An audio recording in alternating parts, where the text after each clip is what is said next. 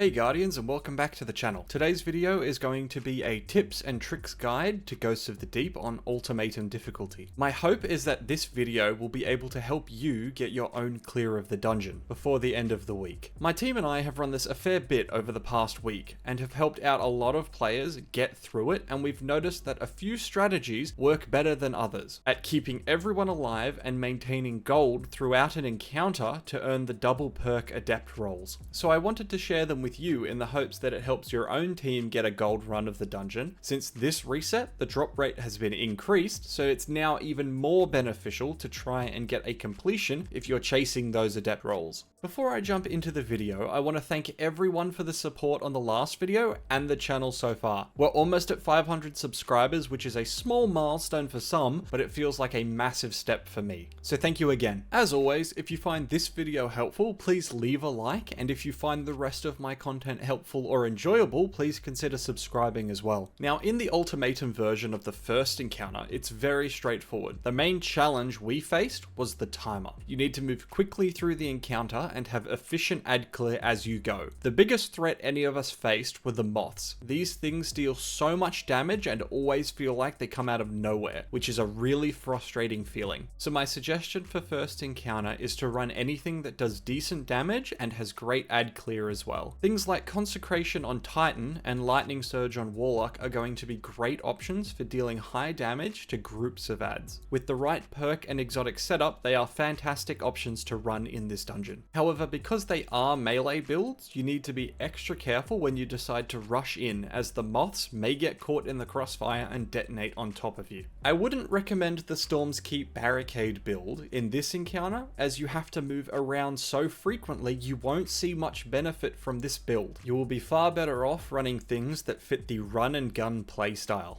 Hunters, you unfortunately don't have any out-of-the-box strong ad clear options that compete with Consecration and Lightning Surge. You do have some options if you want to build into the ad clear, however I would suggest running a build that provides more utility for the team instead of straight ad clear. If you run an invisibility setup, then it would be smarter to designate you as the vestige holder, as this way you will be able to deposit the symbol much more easily than your teammates. For your supers, I suggest hard-hitting insta-pop supers to deal with the Hive Guardians and the Deep Sight Wizard immediately. You really don't want to let them stay alive for longer than necessary, so being able to shut them down instantly is very, very nice. Nova Bomb on Warlock and Thunder Crash on Titan are my suggestions, and on Hunter, running Tether is a great choice for when depositing your symbol, as it will weaken and suppress all of the ads around the statues when you go to deposit. It will also be good for generating enough orbs for your teammates to get their supers back, ready for the next wave of enemies. For your weapons, if your whole team is running a strong ability focused build, then the weapons you run shouldn't really matter. I suggest either an Eager Edge sword in case you want more speed, or run an LMG, as they will deal a significant amount of damage to all of the enemies present in this encounter, and the encounter itself shouldn't last long enough for you to run out of ammo in the first place, especially if everyone is contributing to the ad clear. Corrective Measure is the best option, followed closely by Hammerhead. Lean into all of the Void synergy from the seasonal artifact and you'll be perfectly fine. If you think you'll need a primary weapon, then run something like Barrow Dyad for its great single target damage. Just make sure that you're on the path of ambition. Alternatively, I liked running Kvostov since it's always been a solid option in hard content for clearing ads. Now, if you find that your team is struggling to keep up with the encounter timer, I suggest learning the 5 possible paths and sending a 2-player team forward to the second or third spawn so that they can spawn camp the second wave of enemies each round and speed up the encounter for you.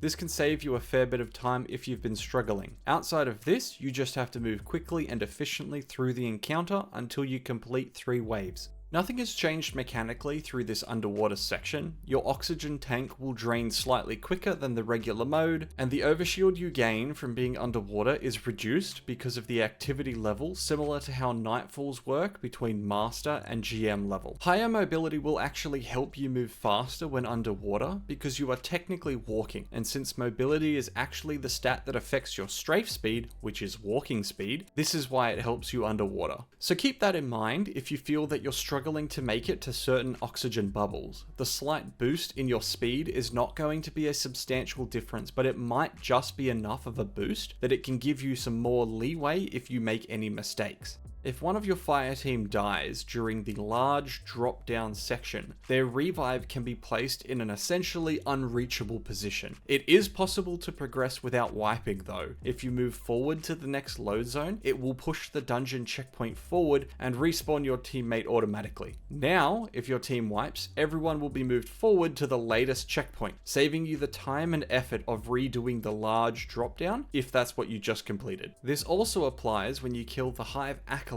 near the first collectible. When you kill the Acolyte, it respawns everyone, and I think Bungie has patched it to move the checkpoint forward to this position. The last thing that I wanted to mention about this traversal section are the collectibles for the dungeon. You don't have to pick these up in Ultimatum Mode. I don't know why, but I've had some people who were under the impression that you had to collect these in Ultimatum Mode. You do not. So load up Eternity or Explorer and grab these in the easier levels if you're only interested in picking them up in the first place. The second encounter also has no mechanical changes. The difficulty is just staying alive and dealing enough damage to defeat the boss across 3 DPS phases. I suggest that whoever is on the support role should be the one who goes underwater, since their loadout is a lot more constrictive than other loadouts, especially if you're running Wall of Radiance and Divinity or Tractor Cannon. Your loadout may not be as powerful as the ones available to your teammates. I also recommend having at least one Arc Titan running Storm's Keep, and there's actually 2 reasons for this. The first is that it obviously puts out great damage and ad clear, so running that alongside a Void Primary will give you great crowd control in this encounter, and it provides great bonus damage during DPS. Any easy additional damage is always going to be useful, and it might turn your 3-phase into a 2-phase. But I think the most useful part of the Stormkeep build is that if you continue to spam barricades, then the boss will actually aggro the barricade instead of whoever is completing the underwater mechanic. This improves their survivability and makes the underwater section a lot easier to learn in the process. It doesn't aggro the boss entirely, and when the underwater player gets a little bit too close, about the halfway mark, the boss will then start to target them, but it at least gives them a little bit of time to work on the mechanic without the boss getting aggressive towards them. As I mentioned before, whoever is on support should go down below. Even if you're not familiar with the underwater section, you can take your time to learn it. Remember that mobility provides a benefit while you're underwater, so increased mobility is going to be really helpful. While you're underwater, you should always keep in mind where the bubbles are and always keep your oxygen topped up. When you're trying to evade the boss or take the shortest distance to either the bubble column or the next Hive cliff, you can jump through these gaps here as a shortcut that might save your life at some point, especially if you get backed into this corner. You also do not have to activate all 3 Hive symbols in one go. You can jump down, activate one of them, and immediately exit via the bubble column. Since the boss does a ton of damage that I'm sure most people would want to avoid, as soon as the encounter starts, you should target the mini bosses and eliminate them as quickly as possible. Killing the 3 knights along with the ogre will send the boss underwater, so he can no longer attack you above ground. Use your heavy to kill them quickly, as it is inefficient to utilize primary ammo against these knights, and it is really easy to generate heavy ammo if you need it, so don't be afraid to let them have it. For DPS, I have seen and tried a few DPS loadouts. The most successful, but also the most dangerous, has been the use of Winterbite. The exotic heavy glaive paired with the artifact mod No Bell is putting out an insane amount of DPS against this boss. The Well of Radiance user should run Tractor Cannon and a special weapon of their choice for DPS, since they're not able to run Syntheseps in the first place. However, because he moves around quite a bit throughout DPS, it can be very dangerous to use this exotic, especially if he steps outside of the Well of Radiance. If you chase him down without realizing what's happening,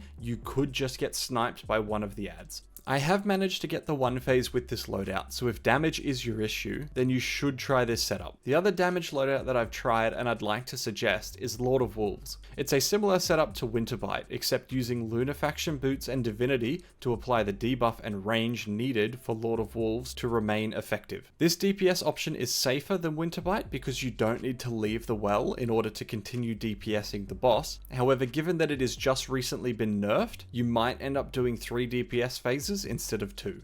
At the final boss is probably where I've seen most teams struggle to keep their gold score. Like my team, your fire team is probably dying to stupid or simple mistakes that can be mitigated or avoided completely, like those damn moths. My first tip to improve survivability in the boss fight is to target the 3 knights that spawn at the beginning of each phase. These don't respawn, but they do a lot of damage with their attacks, so taking them out as soon as possible will remove one of the biggest threats in this fight. The next thing that you should be mindful of is when the moths spawn. The entire team should be prepared and should collectively focus the moths when they spawn. Every time you move the boss to a new spot on Oryx, it will always spawn more of them. Have someone in your team constantly remind everyone that moths are spawning and should be targeted. Ideally, everyone in the team should make the call out in case one person is mentally asleep, but having one person designated as that call out can also be helpful. Some good ways to deal with the moths when they spawn are causing an ignition from the boss when the moths spawn. Timing this can be a little bit tricky, but if you have something like Helion constantly scorching the boss, then every now and then you might trigger an ignition at the perfect time and wipe all of the moths out. On Titan, using the exotic chest piece hazardous propulsion and launching a volley of rockets at the boss will deal enough AoE damage to destroy the moths when they spawn as well. For hunters, if you have a gunpowder's gamble, you can chuck it at the boss and shoot it mid-air, and the explosion will destroy all of the moths instantly. Moving on from the moths, you should always remember to jump into the water if your health is low. Enemies can't shoot into the water and the moths can't chase you into the water. It gives you an overshield immediately and will allow you to regenerate your health completely, potentially saving your run. Something you might find useful when going for deep sight is using an exotic class item with Spirit of the Assassin or Assassin's Cowl itself. This lets any player have invisibility on demand should you need it.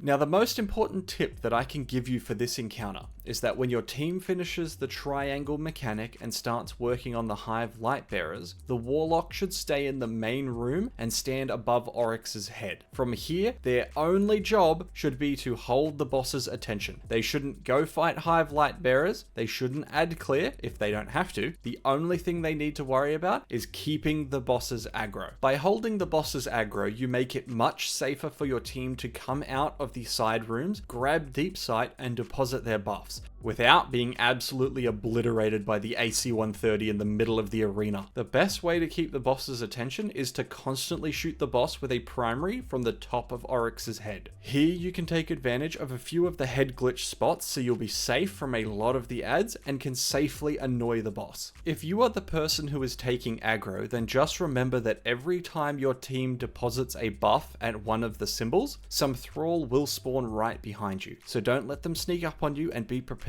to whip around and kill them quickly before going right back to the boss. For DPS, 2 Queensbreakers along with a divinity inside of a well is a very safe and easy 2-phase. If you still have an Arc Titan, place the Storm's Keep barricade throughout DPS for additional damage. This won't push it from a 2-phase to a 1-phase, but it will help teams if their DPS drops off because of low ammo or missed shots. Outside of this, I don't really have any other tips for you. Don't push a Hive Lightbearer if it's in its super. Just hide behind a wall and wait. The Acolyte will absolutely mess you up, so just don't even push him. Anyway, good luck with your runs. I hope that this video helped you in some way, and if you or your fire team use a slightly different strategy, post it in the comments so that other people can learn it as well. Anyway, that's all from me. Have a good one.